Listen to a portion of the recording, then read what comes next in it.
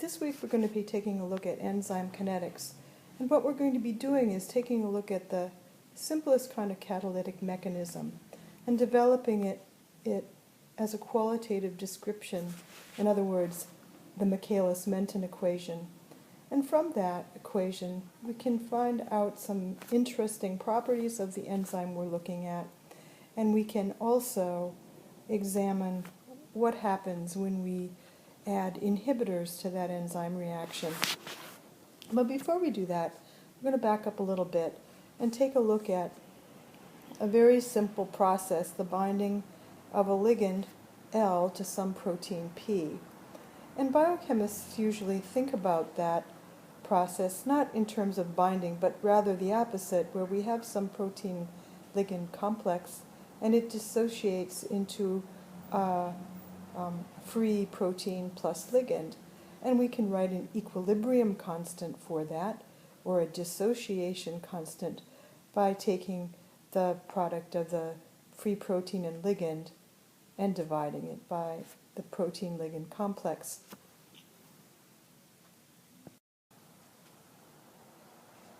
So how do we find Kd?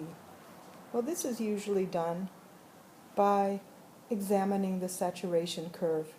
The saturation curve is a graph of the fraction of the complex that's in the bound state versus increasing ligand concentration.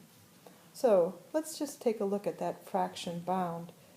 The fraction bound in this case, this little V symbol here, is the concentration of the protein that's bound to the ligand versus the total protein concentration, which is the protein that's in the ligand state plus the protein that's in the bound state. And if we plot this as a function of increasing ligand concentration, we see that early on, when we have a relatively large amount of protein with respect to the ligand concentration, the fraction increases pretty rapidly. But then as we get to higher and higher ligand concentrations, it becomes harder for that ligand to find a free protein to bind to, and the binding curve flattens out. So we have this hyperbolic shape, converging but never quite reaching 1 or 100% bound. Nonetheless, when we know the shape of this curve, we can approximate where that limit is here and find this spot on the curve where half of the protein is in the bound state. So that happens when this fraction is equal to 1/2. And if we look at this expression, that only happens when the bound protein is equal to the free protein. And if we recall our expression for Kd, which is the product of the free ligand times the free protein divided by the bound complex, when these two quantities are equal, the dissociation constant is equal to the ligand concentration at that point. So that's how we find the dissociation constant for a protein-ligand complex. We reviewed that because this kind of a model is typical of what we get when we consider the simplest enzyme mechanism. The simplest kind of enzyme mechanism that we can envision is one where we have some enzyme and a substrate or a reactant, and it comes together to form an enzyme-substrate complex that then reacts to give product. And if we plot the rate of an enzyme reaction following that mechanism versus increasing substrate concentration on the x-axis, we get a similar kind of hyperbolic curve converging on a maximum rate. And we call that maximum rate Vmax.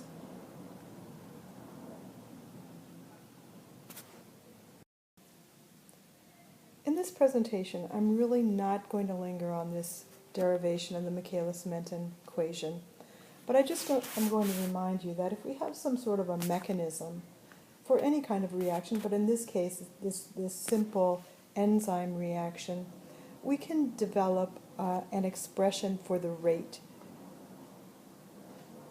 in terms of the various rate constants and concentrations. And when we do that for this mechanism, we get an expression which is called the Michaelis-Menten equation. And the Michaelis-Menten equation is given right here, where we have the rate, this V symbol, equal to K cat, which I'm going to be talking about in the next slide, times the total enzyme concentration times the substrate concentration divided by this constant called Km. This is the Michaelis constant plus the substrate. So at the beginning of this lecture I said that we can find out something about the enzyme by looking at the kinetics. And in the case of the Michaelis-Menten model, that means finding out what K cat, Km, and K cat over Km, or the catalytic efficiency, is. And all of these constants can be derived from that rate expression. So what do they mean? Well, K cat is really K2. And if we recall from the last slide, this is the rate constant for converting the enzyme substrate complex to enzyme plus product. So this is K cat. And if we consider a situation where we have tons of substrate and it's completely saturated the enzyme, in other words, we can make the approximation that this ES concentration is equal to the total enzyme, we can write Vmax equal to K cat times the enzyme total. So this means the maximum rate is a function of how much enzyme we have in the solution and this rate constant K cat. So K cat is the turnover number. It really is the number of substrates that one enzyme can convert per unit time. Now let's take a look at the Michaelis constant. This is useful because it usually takes the form of the dissociation constant of the ES complex. And this is because in many cases this quantity K2 is much, much less than K minus 1. And we can neglect that in the expression of Km. And if we neglect that constant, then Km is really equal to the dissociation constant of the ES complex. And I can write that in terms of my enzyme and substrate as follows. So this is just the expression we started out with, except that instead of P and L, I'm using E and S.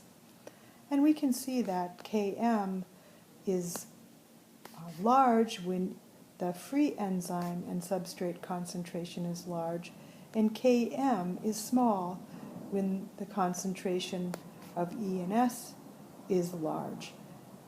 So that applies to this tight binding or strong affinity for the enzyme substrate complex. Now lastly, we can combine these terms to get the catalytic efficiency. The fastest that an enzyme can work, theoretically, is the time it takes for the enzyme and the substrate to diffuse together and bind. This is called the diffusion limit. And for molecules of the size of most enzymes and substrates, this is around 10 to the 8th per molar per second.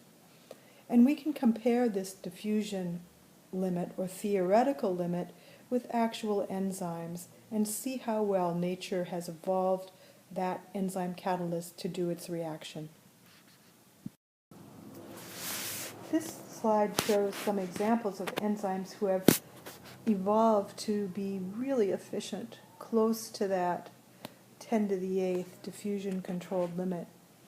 And we can see that despite the fact that these values are all fairly high and close to that limit, they don't always correspond to the same values with respect to the turnover number, kcat, or the Michaelis constant, km, which we said was a reflection of the dissociation constant for the enzyme substrate complex.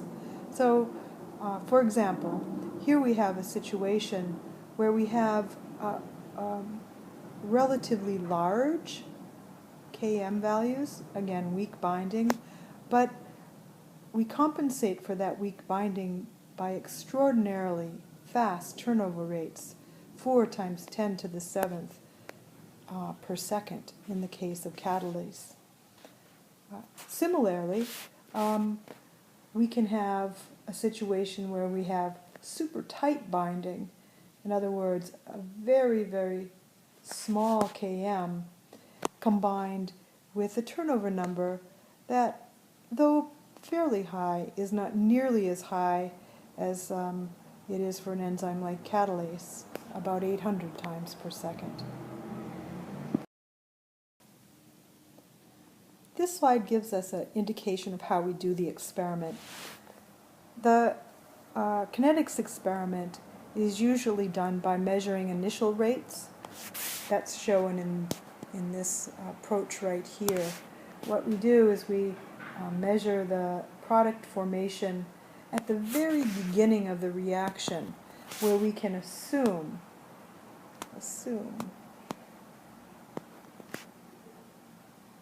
that the substrate concentration is equal to the substrate used. In other words, we're going to make the assumption that none of it has yet reacted and measure that initial rate. And in this second graph, we can see the parallel of this kinetics experiment to our dissociation experiment, where at half V max we can find the Km, which we said was the dissociation constant of the ES complex. So we can get Km and Vmax from that hyperbolic plot. Scientists like to work with linear equations if possible. So we can linearize the Michaelis-Menten equation by dividing the equation by 1. So here is our Michaelis-Menten equation, and I'm just going to divide the entire equation by 1 and do a little rearranging. And that gives us this Lineweaver-Burke equation, which we see over on the right-hand side here. And this allows us to plot 1 over the rate, this quantity right here, on the x-axis versus 1 over the substrate concentration. And when we do this, we find that our slope is equal to Km over Vmax, and the intercept is equal to 1 over Vmax. Okay, so now from the y-intercept we can find Vmax, and the slope, knowing Vmax, can give us the Km, or similarly Km can be found from the x-intercept, because that's equal to minus 1 over Km. Lineweaver-Burke plots are really useful to study the effect of inhibitors on enzyme reactions. Let's just define what inhibitors are.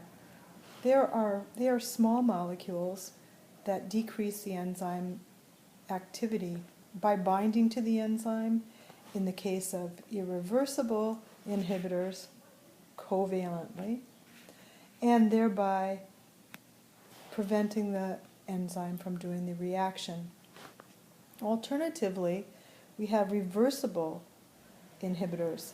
They're oftentimes structural analogs of the substrate or products, and in that case they bind to the active site. of the enzyme, prohibiting the enzyme from binding to its reactant or substrate. Sometimes, however, they bind to another site on the enzyme. And these compounds are also very useful as pharmaceutical agents. Lineweaver-Burke plots are really good for studying enzyme inhibition. In these examples, we're going to consider how the Lineweaver-Burke plot is changed when we have an inhibitor represented by this brown shape here, bound to the enzyme, and this yellow shape represents our substrate. Okay, so the first thing we're going to consider is competitive inhibition. Here we have a situation where the inhibitor binds in the same place as the substrate, in other words, the active site, and when that happens, the inhibitor prevents the reaction from occurring. On the other hand, in the case where the substrate binds, the enzyme can react to form product as usual. So, when we look at the kinetics, what do we see? Well, we see that whether we have inhibitor, as in these two cases, or no inhibitor, we have the same maximum rate. 1 over Vmax, which is the y-intercept, is constant. So that's telling us that this process, the process that leads to product, is unaffected by the inhibitor, as we would expect in the case where the inhibitor-bound enzyme has no reaction at all. Okay, so what does change? Well, it's the slope. And recall that our slope is equal to Km over V max. And our slope is increasing, indicating that our parent, Km, is increasing. This is Km apparent. And recall that also that Km is a measure of the dissociation constant of the enzyme substrate complex. So this is looking like weaker binding. But in fact what's happening is that I actually just have less enzyme available to bind to the substrate. So it looks as if the enzyme is binding more weakly to the substrate. All right, so now let's consider another possible mechanism of inhibition. This one is called uncompetitive. And here we have a situation where our inhibitor binds only to the enzyme substrate complex. It doesn't, however, interact with the free enzyme. In this case, when we do the Lineweaver-Burke analysis, we see that our slope is the same,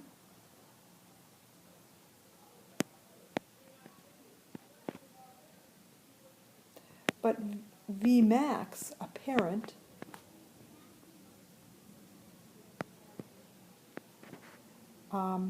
is getting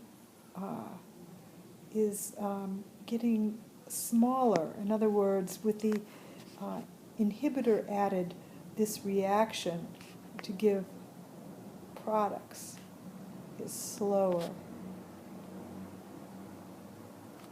which is what you would expect if we're impairing, if we're inhibiting the ability of this complex to form products.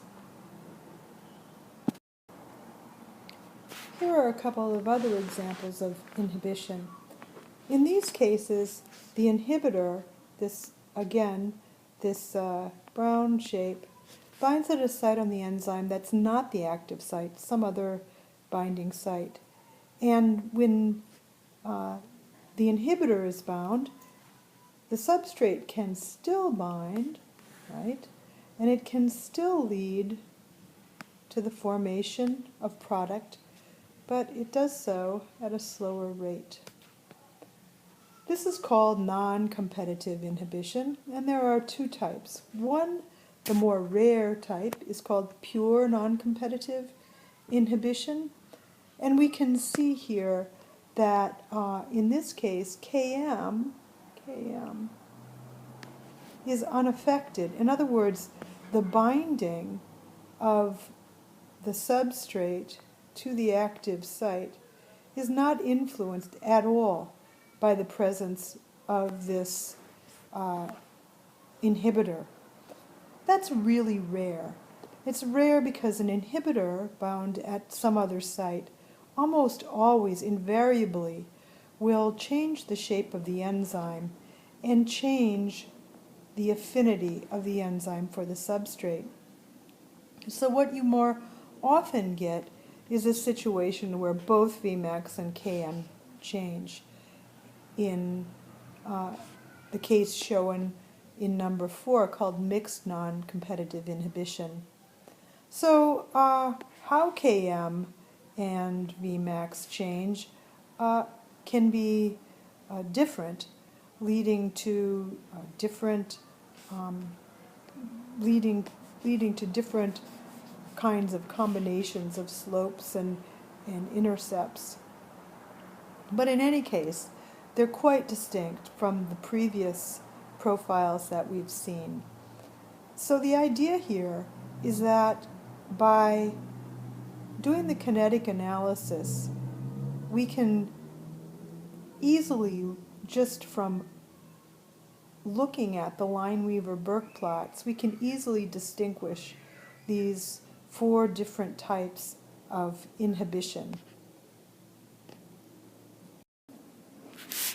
On this slide, we see the mathematical representations of these different inhibition possibilities.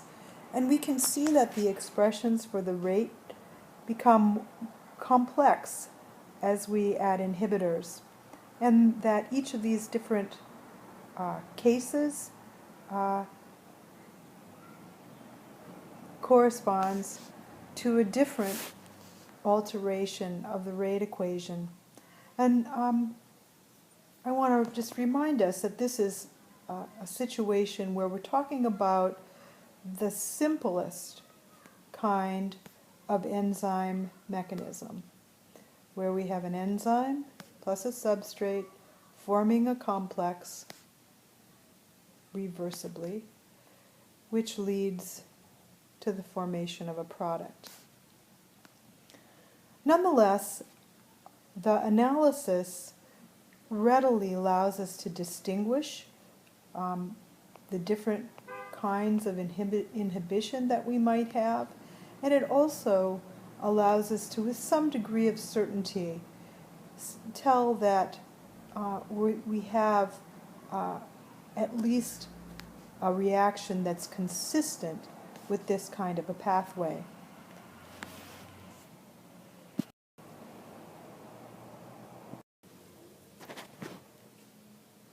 Okay, so we've just seen the mathematical and graphic interpretation of the simplest kind of enzyme mechanism. But we know that this simple mechanism doesn't apply in all cases, in particular in the situation where we have more than one reactant, in other words, A plus B, to give us either one product or multiple products. And these bimolecular reactions come in a variety of different flavors or mechanisms. And for each one of these mechanisms, we can derive kinetic expressions for the rate and study the parameters as we did with Kcat, Km, and the catalytic efficiency. And we can also look at inhibitors. But as we can see from the previous slide, these are going to be very complex analyses beyond the scope of our course. Okay, let's summarize. In this presentation, we've developed the Michaelis-Menten kinetic model for a simple enzyme mechanism. And we can see that from the parameters that we can extract from this kinetic analysis, we can find kcat, the turnover number, which tells us how good the enzyme is at doing its reaction. And we can also find km, which gives us an indication of how well the enzyme binds to the substrate, as well as the catalytic efficiency from kcat over km. And we can also study inhibitors, and depending on how our Lineweaver-Burke plot changes when we add inhibitors, we can figure out how the inhibitor is interacting to slow the rate of the enzyme reaction. And though beyond the scope of what we're doing in this course, we can infer that this kind of kinetic analysis can be useful to help us sort out more complicated enzyme mechanisms. And this is what biochemists have been doing for decades to better understand enzyme mechanisms.